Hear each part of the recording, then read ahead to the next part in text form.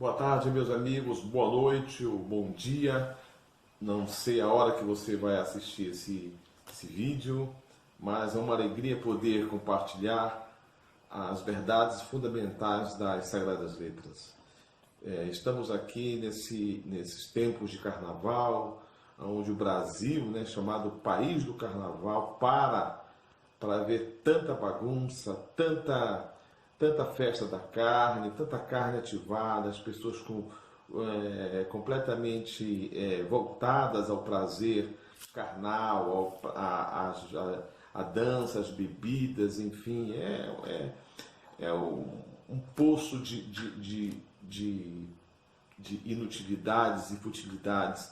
E nós, como cristãos, como crentes em Cristo, temos a necessidade de aproveitar esse momento de feriado e poder meditar, poder ler, poder ter um maior aprofundamento na nossa vida espiritual, fazer uma introspecção para que possamos entender e compreender melhor as Sagradas Escrituras. Então, este vídeo eu convido você a ir comigo nos próximos 10 minutos no máximo, porque o vídeo na internet não pode ser muito longo, tem que ser claro e objetivo.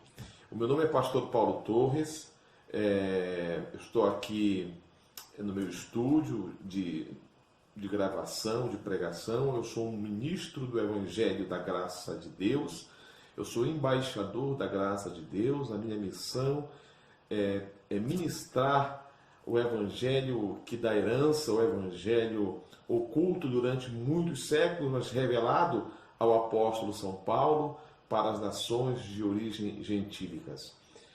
Um povo apartado e distante das promessas de Deus, mas que em um dado momento o Senhor Deus, em sua poderosa soberania, foi buscar a sua ovelha desgarrada, foi buscar o seu povo, o povo que não era povo, e trouxe, através das 14 cartas de Paulo, a revelação do Evangelho da graça de Deus. Então eu quero dizer para vocês que é uma honra poder falar com as pessoas, com os irmãos, com as ovelhas de Cristo, através da internet, que hoje é um instrumento usado por Deus para pregar o Evangelho aos 4 cantos da terra, nesse momento, em lugares distantes, longínquos. Essa mensagem chega, encontra a sua ovelha que estava desgarrada, que estava triste, levanta, ergue e a posiciona de pé para dar um novo significado para a sua vida. E fundamentalmente, principalmente, para aqueles que já se encontram numa igreja, já se encontram nessa caminhada cristã e que por alguma razão, em algum momento da sua vida, desistiram dessa caminhada. Em algum momento houve uma frustração com um pastor, com uma igreja, com um sistema, com a sua vida espiritual, uma inquietude, uma inquietação, mas que certamente a graça de Deus vai te acalmar. A graça de Deus é o único, não é uma opção, é o único Evangelho, é a única mensagem que fortalece, que dá significado à vida, que dá um propósito à vida. Porque uma vida sem propósito, uma vida sem direção não é vida. A pessoa fica vagueando de igreja em igreja, de frustração a frustração. Há um momento de sentar e ouvir aquilo que Deus tem para falar aos nossos corações. O livro de Romanos, no capítulo 1, a gente começa pelo começo, né? Evidentemente. A gente não pode começar pelo fim, como muita gente faz, mas começar pelo começo, para que possamos entender aonde tudo começou. Eu estou falando da graça de Deus.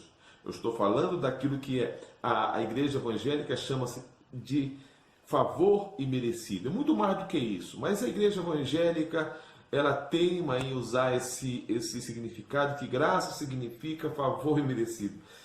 Meus amigos, graça é muito mais do que isso. é muito mais que favor imerecido. Isso foi uma expressão, uma frase inventada pela igreja evangélica. Graça é muito mais do que isso. É uma mensagem eterna. A graça é uma mensagem que nasceu no coração de Deus, que nasceu em outro plano. A graça é o evangelho que dá herança, é a promessa, é aquilo que estava guardado, tesouro guardado, mas que aprove a Deus revelar ao seu servo, ao seu filho, apóstolo Paulo, apóstolo São Paulo, o qual escreveu as 14 epístolas, que a igreja evangélica muitas vezes lê e não entende, e não procura entender.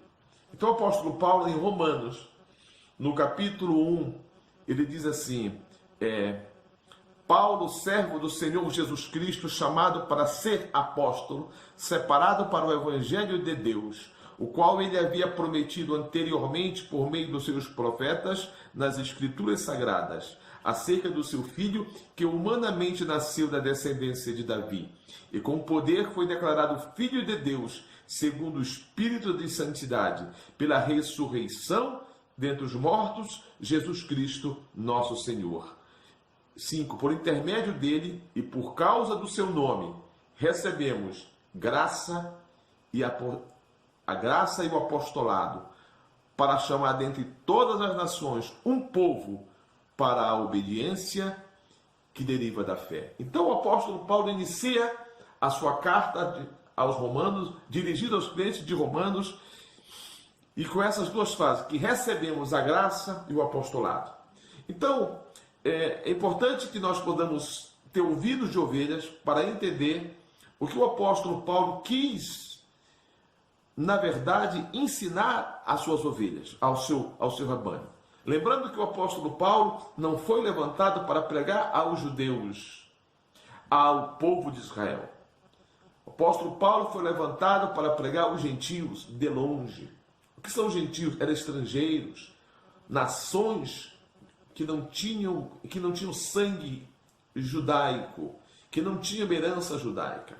Este povo, muitos deles achavam muito bonito os judeus orarem, achavam bonito o Deus de Israel, o povo de Israel ter só um Deus para adorar. Mas eles se sentiam distantes.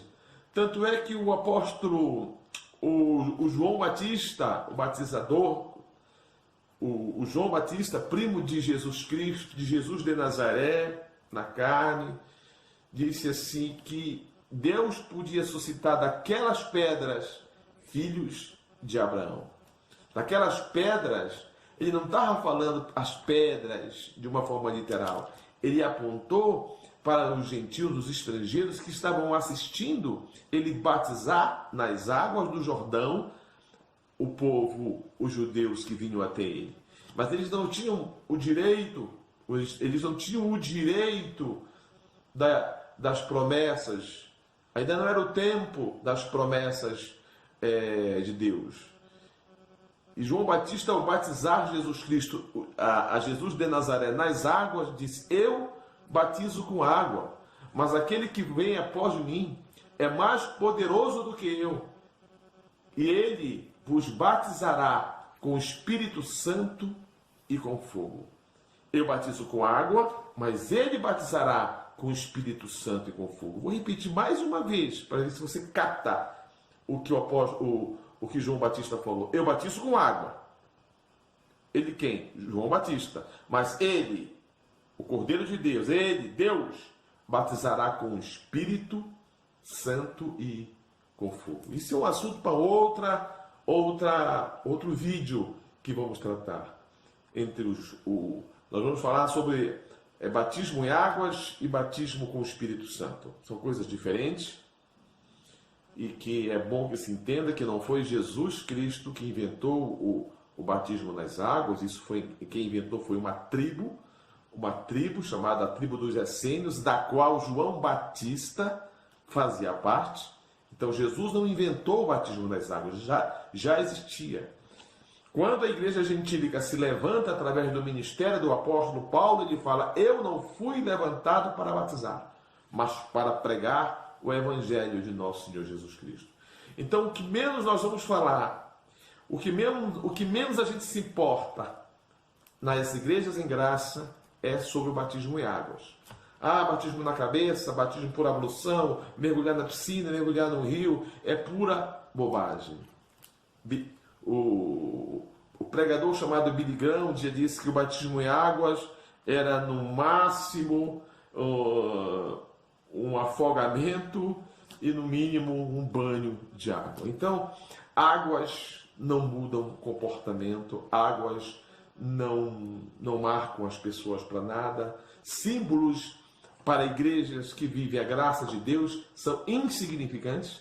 Símbolos como flor, como alho, como sal grosso, como azeite, como olhinho, como essas coisas materiais que os pastores deste tempo utilizam, isso para igrejas em graça, para igrejas que vivem a graça de Deus, são insignificantes. E para o povo, porque o evangelho em graça é o evangelho para pessoas que querem viver em plenitude de vida cristã. Então, graça e apostolado, vocês têm que ter essas duas coisas na sua vida, a graça e o apostolado. Graça, 100% Deus fez por mim. Ele não fez 50%. Então, se ele fez 100%, eu tenho que receber 100% na minha vida. Jesus deu o primeiro passo, o segundo passo e o terceiro passo para buscar você.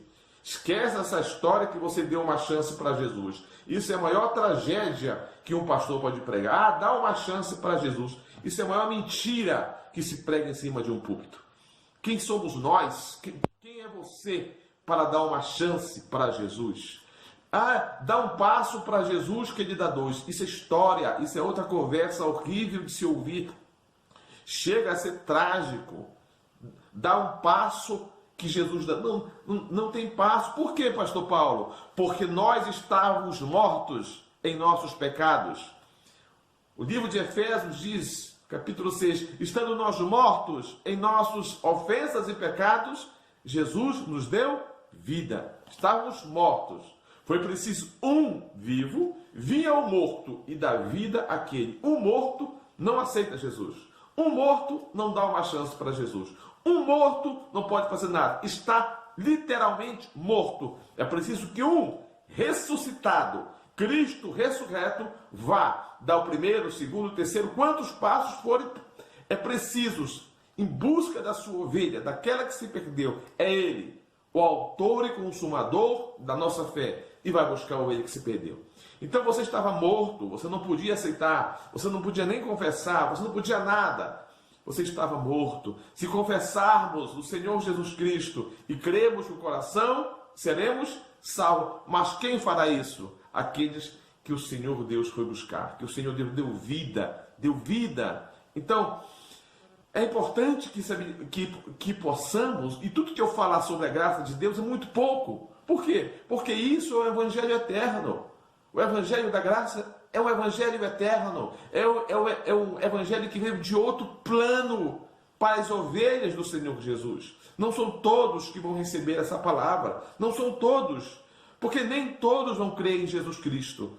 Mas aqueles pelos quais forem buscados por Jesus, esses vão receber a palavra em graça, aonde edifica, dá herança e liberta-nos completamente de todo perigo, de todo sacrifício, de toda a altivez que possamos ter. Por quê, pastor? Porque o Evangelho da graça, o Evangelho em graça, coloca o homem no lugar dele e coloca Deus soberano no lugar dele.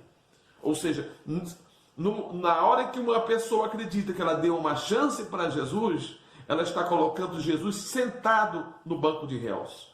Então, Jesus não vai sentar, não vai negociar, não vai sentar numa mesa de negociação e negociar a salvação com quem quer que seja.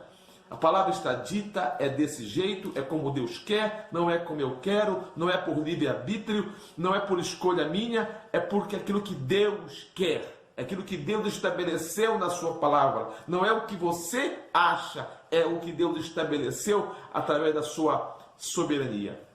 Então, eu encerro por aqui, nós vamos nos ver no próximo vídeo. Essa é a parte 1 desse tema chamada chamado Iniciação ao Pacto da Graça de Deus. Vamos orar em nome de Jesus. Pai Celestial, em nome de Cristo, viemos a Ti neste momento, declarando e confessando com os nossos lábios, confessando e crendo com o nosso coração, declarando que a manifestação, a ativação da mente de Cristo possa ser gloriosamente operada em nossas vidas, que possamos ter os olhos iluminados pela Tua palavra e compreender a Tua mensagem, o Teu trabalho, a Tua obra em nossa vida. Nós Te louvamos e Te agradecemos em nome do Senhor Jesus. Amém e amém. Obrigado. Esse que vos fala é pastor Paulo Torres, Igreja Nova Aliança em Graça. Aí está no vídeo os nossos endereços de contato, o nosso site, as redes sociais, e escreva para nós e solicite material, apostila dos tratados apostólicos da graça de Deus. Um forte abraço em nome do Senhor Jesus Cristo.